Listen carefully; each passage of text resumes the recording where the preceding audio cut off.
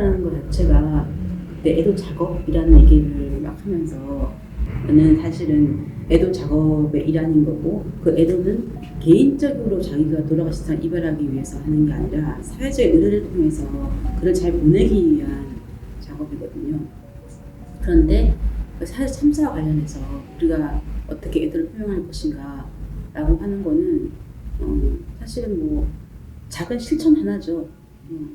직접 이제 참사 현장에 가본다든가 또는 포스트잇 한 장을 써본다든가 내지는 온라인 추모 댓글도 한번 써본다든가 어쨌든 자기 마음속으로만 생각하고 있는 게 아니라 그것을 누군가에게 단 한 사람이라도 또 사회적으로 표명하는 것 그 자체가 이제 공적 애도, 사회적 애도라고 할 수 있는데 저도 사실 그 12구 참사가 발생하고 난 다음에 해밀턴 그 호텔 골목에 가서 썼어요. 포스트잇을 썼는데 그 포스트잇과 마주하고 있는 그 순간에 상당히 떨리더라고요. 왜냐하면 그냥 쉽게 쓸 것 같죠. 하지만 내가 그것에 포스트잇을 쓴다는 것은 거기에 희생된 사람들과 관계를 맺는다는 거거든요.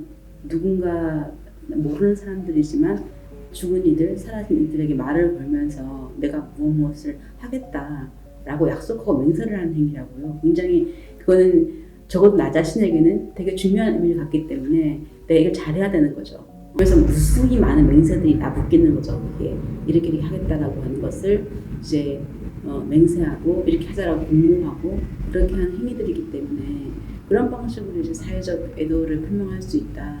물론 그 현장에 갈 수 없고 뭐 그렇다고 한다면은 온라인 공간에서 또는 친구들과 같이 뭐 자기가 할 수 있는 작은 뭔가 행동 하나를 해야 돼요.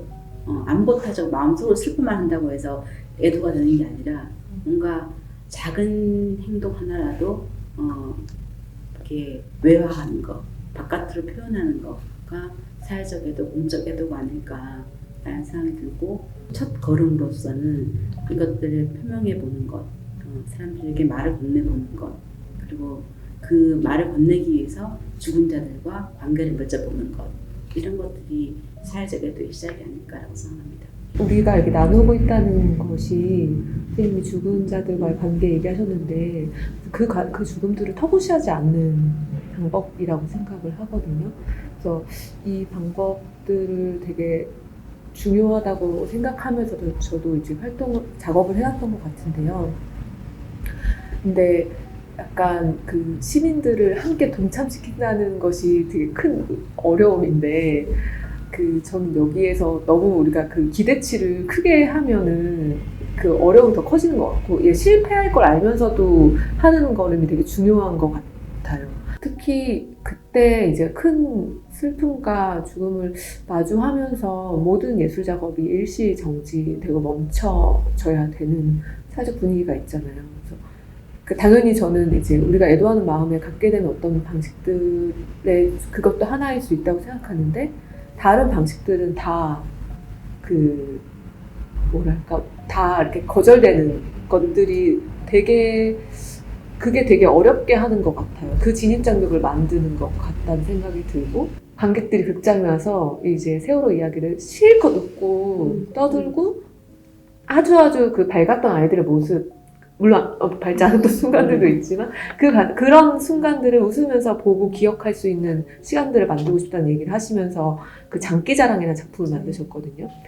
근데 그 작품이 저도 정말 웃고 울고 저한테 너무너무 인상적인 세월호 작품인데 애도의 방식들이 조금 더 유연하고 좀 더 다양했다면 우리가 모두 나 사적 애도에 멈추지 않고 같이 할 수 있는 나누는 기회들이 많아질 수 있을 텐데 그것들이 많이 아직까지 검열되고 있는 것 같아요.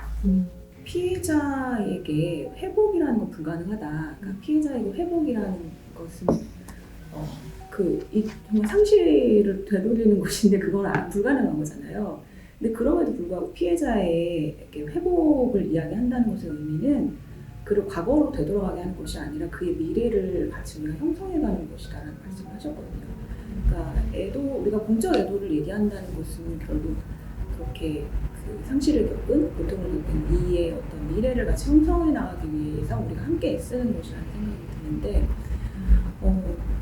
근데 그게 꼭 어떤 그 피해를 당한 누군가의 거시기만, 그를 위한 거시기만 하는 것이 아니라, 그러니까 이것이 공적 애도와 나의 어떤 사적 애도가 되게 명확히 분리되는 게 아니라, 사실은 내가 사적이기만 한 어떤 애도를 해야 된다고 생각했던 것들을 새롭게 발견하는 시간이기도 한 것 같아요. 대구지하철 화재 참사의 유가족들의 이야기를 들으러 세월호 참사 이후에 가게 됐어요. 한국 사회 다른 재난 참사 피해자들은 어떻게 지내왔을까를 우리가 궁금히 여기면서 그때 대구에 가서 희생자들 지휘원회 사무실을 들어갔는데, 들어가자마자 제가 이렇게 오른쪽을 쓱 보면서 너무 놀란 거예요. 왜냐면 거기에 그 희생되신 분들의 사진이 이렇게 다 붙어 있었거든요. 아, 재난으로 희생된 사람들을 숫자가 아닌 얼굴로 대면하는 게 저한테 그때가 처음이어가지고, 오히려 그 이후에 제가 분향소를 들어간 용기가 좀 났던 것 같기도 하고요. 그러면서 이제 희생된 사람들의 숫자가 아니라 어떤 이야기를 가지고 있는지를 좀 두렵기도 하지만 동료들과 함께 기대면서 그 이야기를 하나하나 들어왔고, 그렇게 쌓인 이야기가 제가 오히려 그 이야기들을 더 집중할 수 있게 해준 힘이 되었던 것 같고, 사실 그 삶을 저희가 들여다보게 되면 그건 더 이상 무서울 수 없는, 오로지 타자이기만 하지 않거든요. 그래서 그 이야기 속에서 나의 이야기를 발견하게 되기도 하고, 나의 이야기를 연결할 지점들이 이야기를 알게 되면 더 구체적으로 생기기도 하는 것 같아요. 그래서 무섭지만 두렵지만 함께 그 이야기에 가까이 다가갔으면 좋겠다. 그리고 그때 이제 혼자 다가가는 건 당연히 너무 어렵죠. 저희가 그걸 특히 느꼈던 게 금요일엔 돌아오는 내용이었는데요. 그때 책을 내고서 가장 많이 들은 말이 책은 샀지만 읽지 못했어요 였고, 그래서 저희가 이제 함께 읽기를 고민하면서 정원 선생님을 모시고 그랬던 건데요. 누가 되었던 그게 온라인상으로 연결해도 좋으니까 누군가 연결이 되어서 함께 용기를 좀 내보셨으면 좋겠다 말씀을 드리셨습니다.